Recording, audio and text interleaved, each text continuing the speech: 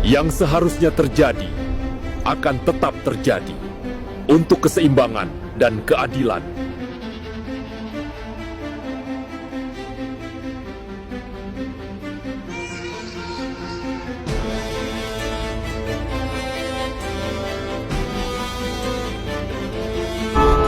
Kapanpun kebenaran terancam, kapanpun yang jahat menampakkan kejahatannya, maka demi menyelamatkan kebenaran itu sendiri, untuk menghancurkan yang jahat dan menegakkan kembali kebenaran, aku akan terlahir kembali.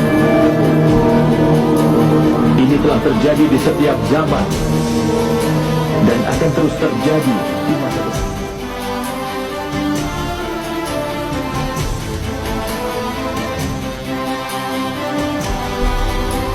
Yang seharusnya terjadi akan tetap terjadi untuk keseimbangan dan keadilan.